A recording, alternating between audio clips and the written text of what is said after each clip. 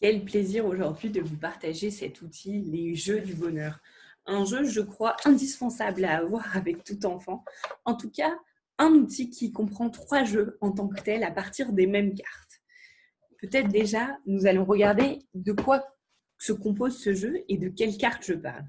Je parle en fait d'un jeu de 7 familles du bonheur. Chaque famille est représentée par 6 cartes de couleurs. Vous voyez par exemple les cartes jaunes qui représentent la famille du plaisir ou encore ces cartes vertes qui représentent la famille créative. Dans ces 7 familles, nous avons regroupé les thématiques de la psychologie positive pour les enfants.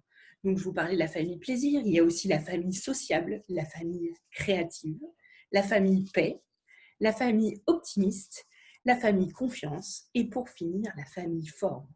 Dans chacune de ces familles, vous retrouverez 6 cartes. Sur chacune d'elles, une petite explication d'activité à faire pourra vous être proposée. Alors, face à ces cartes qui reprennent des interventions de psychologie positive simplifiées pour pouvoir jouer avec les enfants, vous allez pouvoir, à partir d'elles, jouer de 3 façons différentes. La première façon est évidemment le jeu de cette famille, comme on a l'habitude de faire. On va se donner 7 cartes chacun. Et le but est de faire des familles. Dès que nous avons les 6 cartes de la même famille, on peut poser la famille, ainsi de suite, jusqu'à qu'il nous reste certaines cartes. Ce jeu permet de se sensibiliser aux différentes activités. On peut par exemple lire la carte de l'activité qu'on récupère, ou alors présenter une famille quand il s'agit de la poser sur la table devant les autres. Le deuxième jeu qu'on voulait vous proposer s'appelle un petit moment à partager. Celui-là consiste à faire les activités qui sont suggérées sur les cartes. L'enjeu est alors d'identifier les compétences du bien-être que l'on a envie de travailler, comme par exemple la confiance, les forces, la pleine conscience.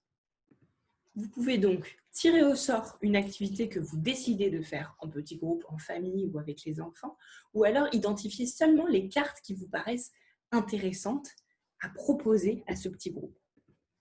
Le troisième jeu compris dans cet outil s'appelle le détective du bonheur. Il consiste à classer les 42 cartes qui vous sont proposées en 3 catégories. Celles que l'on a l'habitude de faire, celles que l'on n'a jamais faites et celles que l'on aimerait faire pour améliorer notre état de bien-être. L'idée est donc de décider ce que l'on souhaite faire, se fixer des objectifs et des stratégies à mettre en œuvre pour développer ses compétences en groupe, en famille. On peut soit décider pour une activité pour toute la famille, soit décider d'une activité par personne qu'il devra faire et qu'il devra raconter ensuite à l'ensemble du groupe. Il est évidemment possible de s'inspirer de ces activités pour en créer de nouvelles, certaines qui nous correspondent encore mieux à notre famille. Ce jeu est donc un jeu, vous l'aurez compris, qui peut être intéressant à proposer à des enfants, dans le milieu scolaire, dans le milieu parascolaire, dans vos familles, pour vos enfants. Nous aimons aussi proposer ce jeu en inclusion lors d'activités de groupe entre adultes parce que ces activités sont simplistes et on propose par exemple 5 minutes pour jouer à un des jeux du bonheur avec son collègue de droite ou de gauche en arrivant dans une séance. Vous avez maintenant toutes les billes pour découvrir les jeux du bonheur. Cet outil a été pensé pour les enfants à partir de 5 ans et nous vous invitons à commencer à l'utiliser. Amusez-vous bien avec les enfants et entre adultes.